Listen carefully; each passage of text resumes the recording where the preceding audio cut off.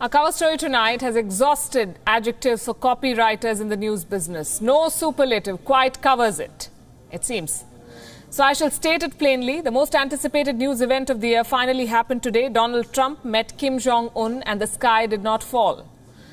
All day today, thousands of journalists, more than 5,000 by some estimates, have been relaying inputs and analysis from the island city-state of Singapore. Many, many more are tracking events from afar and weighing in. How will this change the world?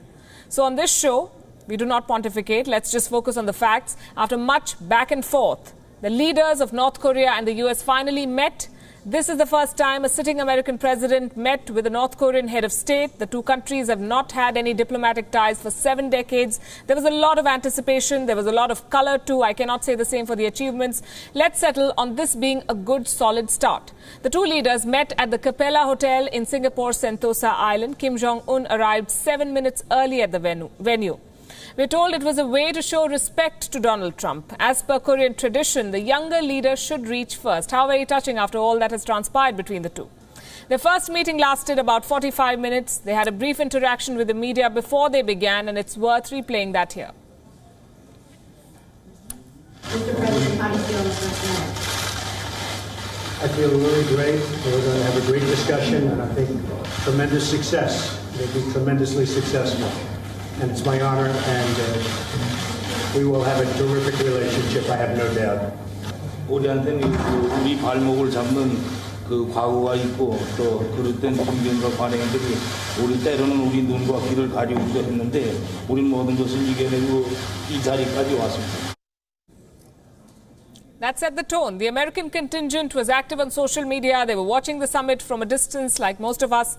Trump and Kim had only one translator each. They were pretty much alone for 45 to 50 minutes. After the one-on-one chat, they met in a larger conference room along with several top aides. These were delegation-level talks. Trump and Kim shook hands again, this time more at ease with each other, displaying remarkable bonhomie for two men who share such an acrimonious past and are meeting for the first time. Check this out.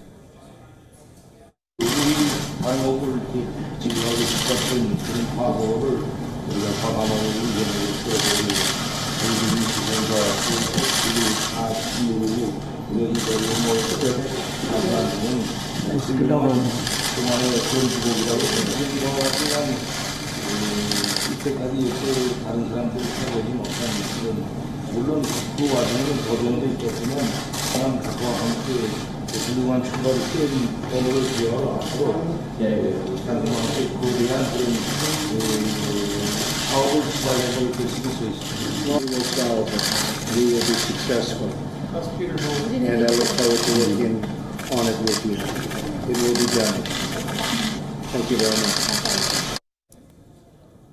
Next came the lunch break. The luxury resort laid out a sumptuous meal for the American president and the Korean leader, from a traditional prawn cocktail to a beef short rib confit to a combination of sweet and sour crispy pork and yangzu fried rice. The hosts pulled out all the stops to make this a lunch to remember. Trump, understandably, was more confident before the cameras. After all, he spent a lifetime talking to cameras, and he did not disappoint the journalists present there. Listen into his comments before he sat down for the meal. Very nice. Getting a good picture of everybody, so we look nice and handsome and thin. Beautiful. Perfect. Thank you very much. Please. Nice and handsome and thin, he says. And finally, the summit was concluded with a joint letter, a declaration, if you will, that both sides are committed to denuclearization of the Korean Peninsula. Unfortunately, like most of Trump's plans and declarations, this too was bereft of details. They'll strike peace, they say. When and how, they haven't told the world. But even Trump's worst critics cannot deny the fact that this is a significant beginning. A diplomatic process has been kick-started today. The challenge now is to follow it through, to convince Kim Jong-un to give up his nuclear weapons. And I cannot help saying this, to save the deal from Trump himself. For the moment, he's very optimistic, effervescent even. He says he expects the denuclearization process to start, quote-unquote, very, very quickly. Trump has even agreed to invite Kim Jong-un to the White House. Thank you very much, everybody. Thank you. Will you invite Chairman Kim to the White House? Absolutely, I will. Mr. Kim, would you like to come to Washington? Thank you. Thank you, everybody. By the end of the day, the US president was showering praises on the North Korean leader. The little rocket man of last year was honored with new qualifiers today. Trump declared him a worthy negotiator and a talented man. A man Trump is ready to meet again. And that's saying a lot because this president does not mince his words. Great personality and very smart. Good combination. Is he a worthy negotiator? Really, he's a worthy negotiator. Negotiating on behalf of his people, a very worthy, very smart negotiator, absolutely. And we had a terrific day, and we learned a lot about each other and about our country. So I learned he's a very talented man. I also learned that he loves his country very much.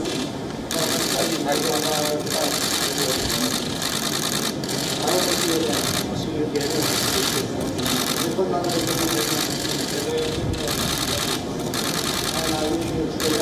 We'll meet again. We'll meet many times. Well, they cut a fine picture together. All's well that ends well, they say. This is also the beginning, though, of a potentially game-changing process in the Korean Peninsula. Indian diplomats who have followed this region closely say that it could lead to a peace treaty which was not reflected in the 1993 US-North Korea joint statement. The question everyone is asking, though, is what has today's summit achieved? Can you call it a success? Its biggest achievement was the fact that it happened. Our next report breaks down the agreement for you.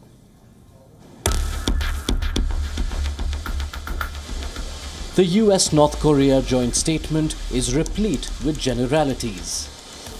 It calls for new US-North Korea ties, for joint efforts to build lasting peace on the Korean Peninsula, for North Korea's commitment to denuclearization, and for the recovery of the remains of soldiers killed in the 1953 Korean War. But the implications are far-reaching. The reference to new US-North Korea ties does indicate Washington and Pyongyang will establish diplomatic relations.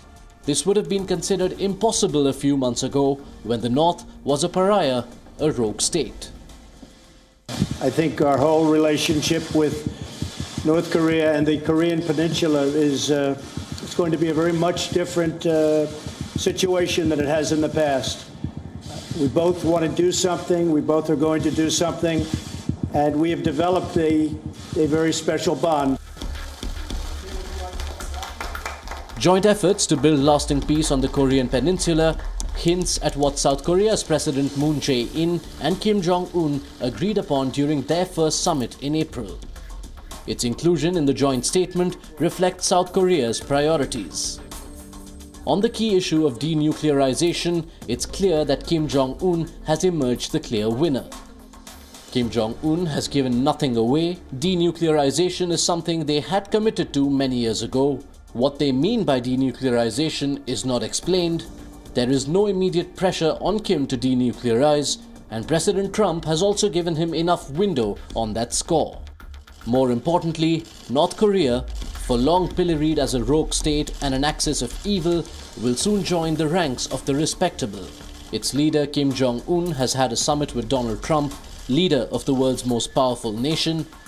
He's also won a US commitment not to attack or destabilize his regime.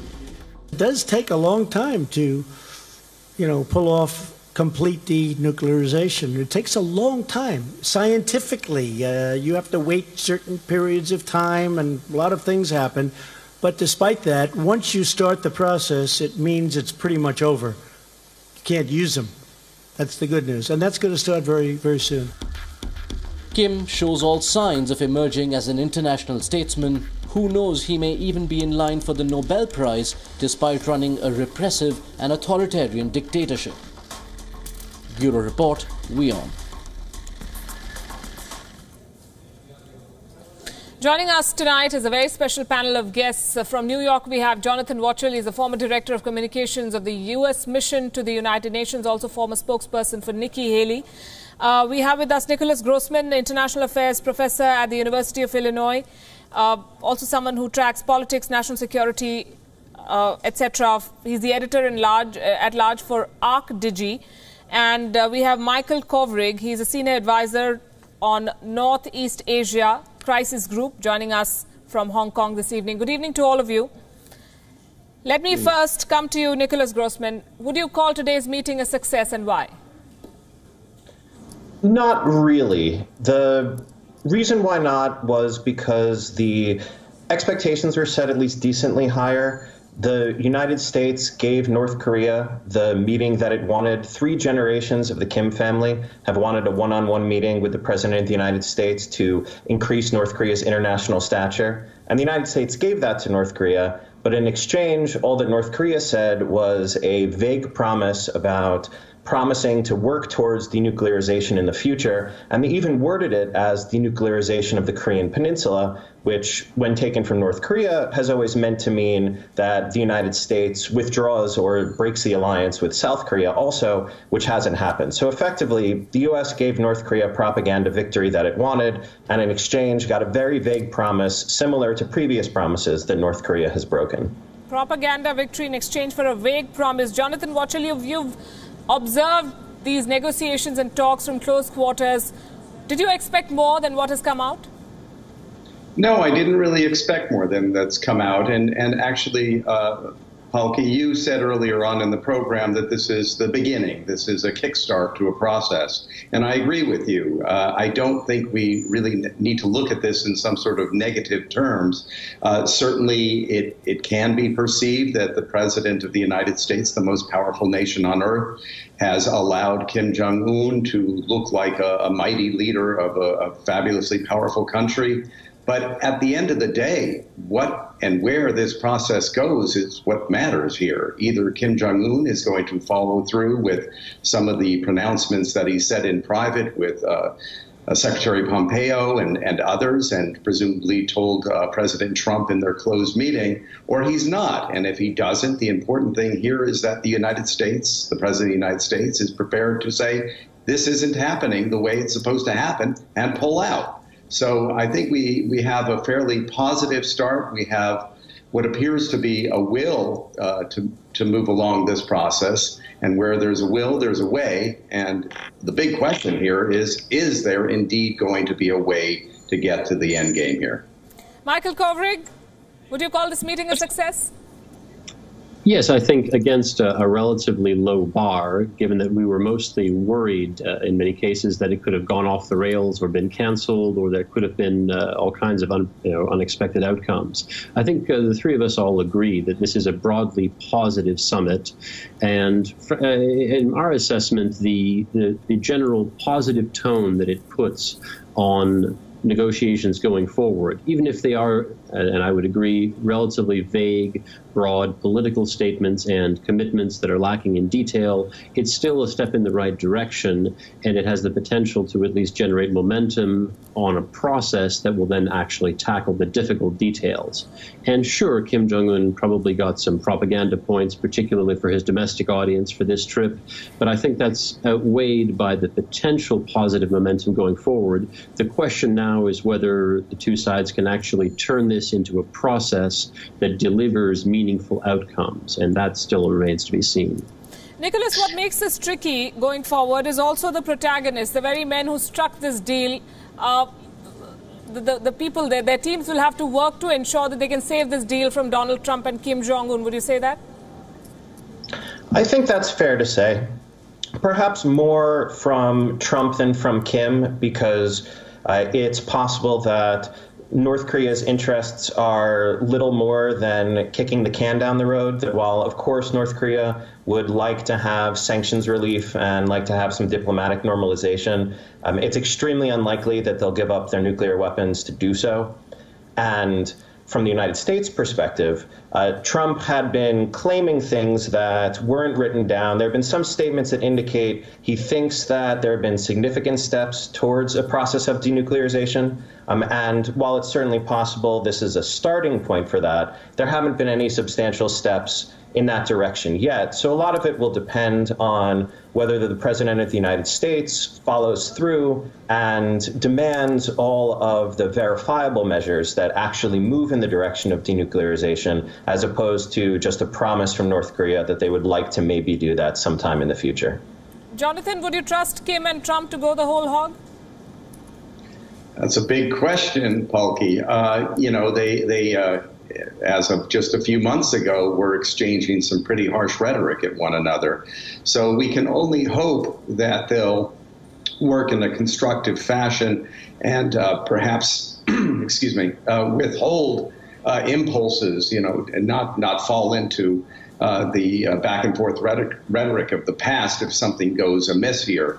The important thing is to make sure that actually there are tangible things happening toward the goal that both sides are trying to work out here, and not get caught up in that rhetoric that could really scuffle things. Michael, would you say it was bold, even foolhardy perhaps, of Donald Trump to have gone into this, that a traditional American politician wouldn't have taken the risk that this man has? I think it's actually too early to say, Palki.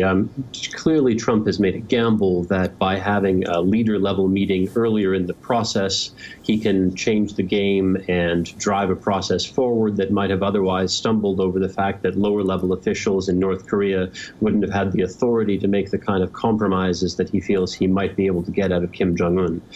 There's nothing in the statement today that indicates that, but it is possible there are other agreements that are just not quite ready for the light of day or that are still in the process of negotiation. So it's too early to make that judgment. Certainly it was a gamble, but the real rubber is going to hit the road when Secretary Pompeo and his North Korean counterparts have to take this process forward and begin working on the more difficult details. And that's where we're going to start to see what Kim Jong-un's intentions really are. Is he actually ready to make concrete steps toward denuclearization? And that's why what we recommend is not focusing on that final end goal, but rather on the process and looking perhaps at some way stations, trying to freeze the current level of testing and nuclear weapons testing so that we don't have any more tests, and then we can start moving toward putting in monitors and verification and building out that pause in testing and provocations, moving toward comprehensive monitoring and eventually freezing the program. And then by then having built enough confidence with Kim Jong-un and the U.S. on the other side to actually try to take more steps. But that's going to take also a lot of important moves from the United States. Nicholas, we've seen some interesting statements from the two leaders. Kim Jong-un was called the little rocket man today. He's a worthy negotiator, a talented man. The invites have been exchanged. He's been invited to come to the White House. They've pledged to meet again. How do you see this process going forward? So I saw both of those, the insults that Kim and Trump lobbed back and forth at each other, and then the very positive statements they've said after the summit as largely for show. That I understand why many would see the threats as nerve-wracking, and then this is a chance for optimism, but the fundamental aspects of the U.S. and North Korea relationship haven't changed substantially. It would take a lot of those verifiable steps, small steps at first, but to build trust, to improve the relationship, to show that both sides are serious about moving in a more positive direction, for there to be an actual substantial change. And I'm currently in wait-and-see mode. I don't think it's impossible that conditions improve, but I am somewhat skeptical that both countries will follow through, because there's also a possibility that both Trump and Kim were more interested in the optics of the meeting than in the hard work to follow through. But there are people in both governments who could do that sort of grunt work. And as we watch future meetings, it is possible that things move in a more positive direction. But if you ask me to guess right now, I would say I'd be pretty skeptical that relations will improve substantially. Jonathan, would you say that Trump now has a realistic shot at the Nobel Peace Prize? Well, as what happened with President Obama receiving the Nobel Peace Prize for not actually achieving anything concrete, I would hope that there would be a discernment by the folks in Stockholm that they would, that they would hold back until you see something that really is concrete, that you really are far along on the path to achieving something substantive here. One thing that's important to bear in mind in this entire process is that really Kim Jong-un is in a very precarious position. His country's in absolute poverty. He has a lot of pressures bearing down on him. And one of the important factors that none of us have discussed right now is China's role in this whole negotiating process. I mean, they control something in the area of 90% of the trade with North Korea. They're going to be really the kingpin deciding factor, and really they're pulling the strings for Kim Jong-un. So whatever is discussed with Kim Jong-un and President Trump, there will be the big brother looking over this whole thing, making sure that their geopolitical and economic and other interests are being met by whatever process is being worked out here. Michael, does the world now understand Kim Jong-un slightly better than possibly 24 hours back? He's not used to this exposure, this attention, the shutterbugs. At times he looked like he's a little lost when faced with all the camera persons standing in front of him. But then we saw him yesterday out for a stroll a few hours before the meeting, taking a selfie. What do you make of this man? I think the most striking thing, right, for those of us who got used to his father, Kim Jong-il, who was quite reclusive, made hardly any public appearances, almost never spoke in public even to the North Korean people. Kim Jong-un is much more like his grandfather. He's clearly relatively extroverted, jovial, likes to hug people. He's physical. He's much more at home, flying for that matter, and doing a whole range of other things. So it's clear that he's come into his own, and at a very rapid rate, I might say. I mean, his first meeting with a world leader was only back in March with President Xi Jinping. And as was noted earlier, that relationship is going to be pivotal here. And it's very much a backdrop to the dynamics between Kim Jong-un and Donald Trump. And we need to be mindful of that. Kim flew an Air China 747 down to the summit. I think that's a pretty strong signal that he feels comfortable now with his relationship with China, enough to trust them with his life going through their airspace down here, building on those previous meetings. And it's going to be a challenge now to keep sanctions pressure on through a negotiating process where China is clearly going to want to move faster in alleviating that. Right. I'm going to wrap it with that. Nicholas Grossman, Jonathan Watchell and Michael Kovrig, thank you very much. This, let's agree, is still work in progress. It's a start, to say the least. Trump has achieved the almost impossible. Does he now qualify for a Nobel Peace Prize? The question I just asked. Before I answer that, let's take a look at the past. 3 sitting American presidents have been awarded this prestigious prize. Theodore Roosevelt was given the Peace Prize in the year 1906 for his mediation during the Russo-Japanese War. The war broke out in 1904 when the Russian Empire attempted to take control of water ports and Manchuria. President Roosevelt was awarded the Nobel for negotiating a peace deal between the two sides. He was also the brain behind an arbitration in a dispute with Mexico that was settled peacefully. President Woodrow Wilson, who was in office from 1913 to 1921, was awarded the Peace Prize in 1919 for founding the League of Nations. As history books will tell you, this league broke down after he failed to stop another world war. It was unable to keep up with the changing political realities of the time, and it was eventually replaced by the United Nations after the Second World War. And finally, Barack Obama. He won the Nobel Peace Prize in 2009, barely a year after he was elected President of the United States. The Nobel Committee received its share of criticism for choosing Obama for this prize. Nominations for the 2009 award closed barely 11 days after Obama took office. Critics felt that Obama's body of work was not worthy of a Nobel Peace Prize, and that he won only because he was a media darling. It was good press, perhaps, for the Nobel Committee to award it to the first black American president. Anyway, that's done. Now we come to the current U.S. President, Donald Trump. Ever since he agreed to hold the summit with Kim Jong-un, there has been a strong buzz. Trump supporters claim if this feat does not deserve a Nobel, what does? He's pulling the world back from the brink of nuclear catastrophe, as they put it. And let's give him credit where it's due. The summit between Donald Trump and Kim Jong-un was an out-of-the-box idea, something that previous U.S. president, those who follow traditional foreign policy, would have balked at. It's too much political risk. It's fraught with too many possibilities of failure. Yet the outsider, unconventional president took this chance. Success or failure will be judged by history. The meeting makes peace a possibility. So it should not come as a surprise that 18 Republicans have already submitted a nomination in Donald Trump's name.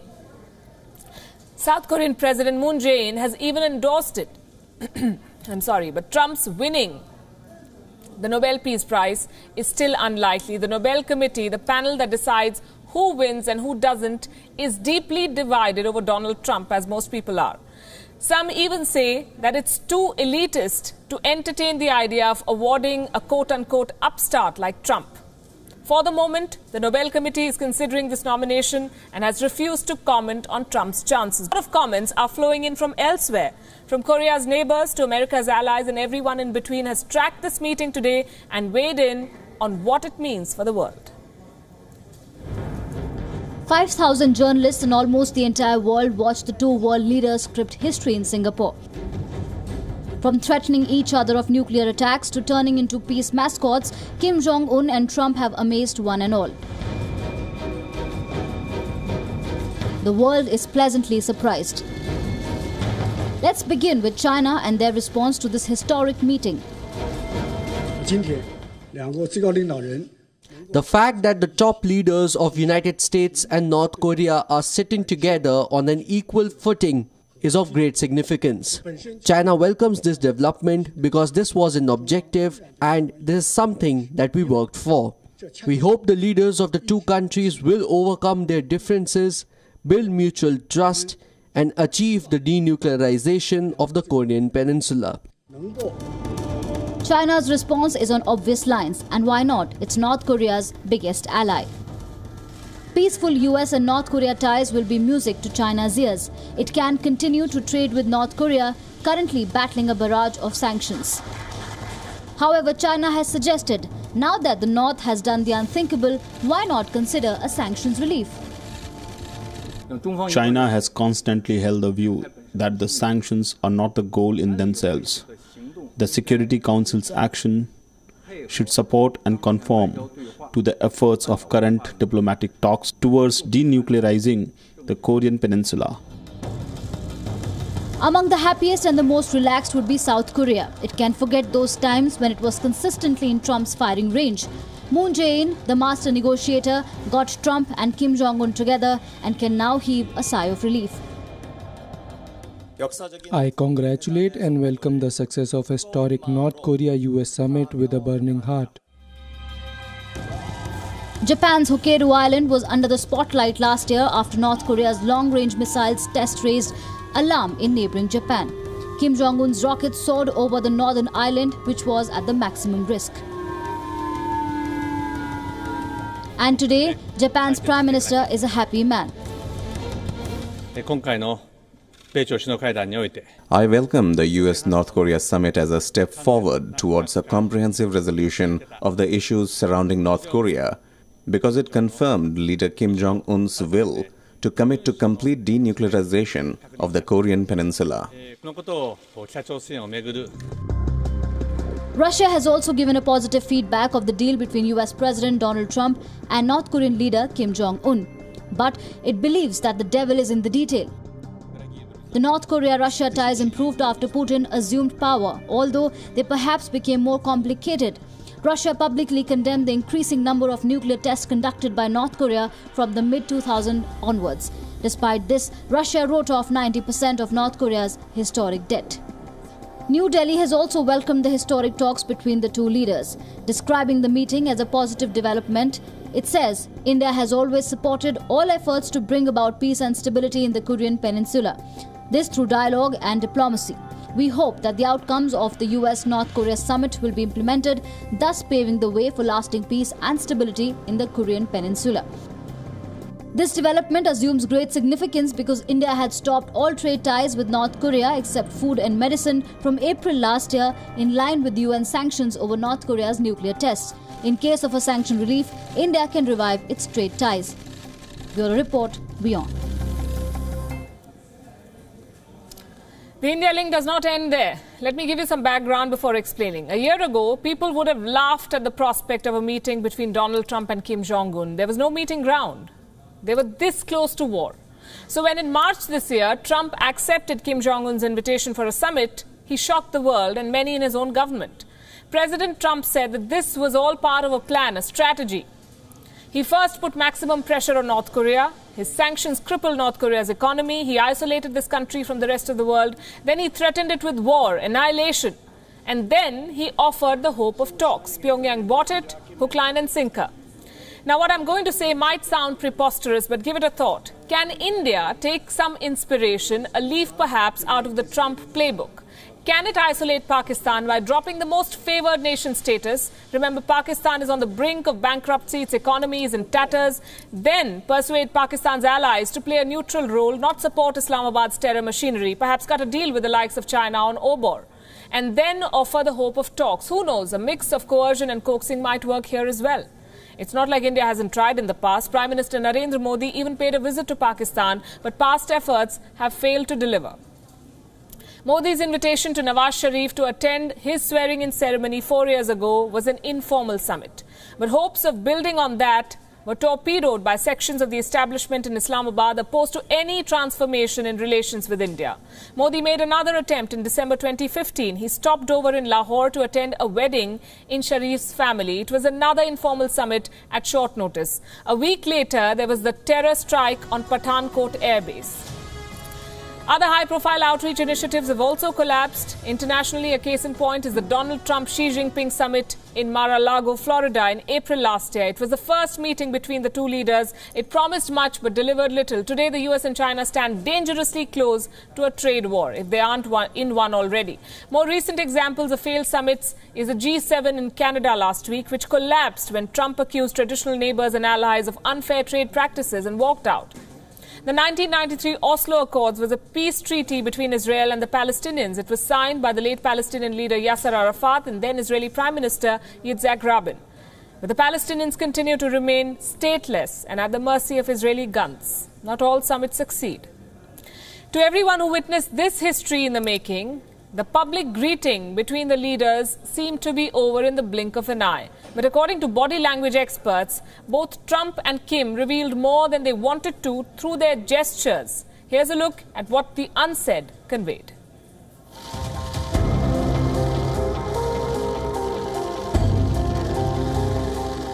In their first face-to-face meeting, US President Donald Trump and North Korean leader Kim Jong-un both sought to project a sense of command. But which leader succeeded in the subtle game of power play? In the initial moments, Trump did most of the talking, and Kim appeared to listen attentively. Notice Trump reaches out first. Notice the hand on the arm. That's Trump occupying a dominant position. He's open mouth. It's almost like a child looking up at a 1.9 meter Trump and a 1.7 Kim. So notice how he takes that invisible gulp. Kim is looking a little bit unsure. This is his first time in facing the international media. Trump again taking the lead with the pat on the back, guiding Kim towards the meeting room. But not one to be outdone, Kim firmly pumped Trump's hand, looking him straight in the eye before breaking off to face the media. Trump is listening. He's nodding when he hears what Kim has said. Again, notice the handshake, that bone-crushing handshake. You can see both men with a dominant handshake. The whites of their fingertips are all seen.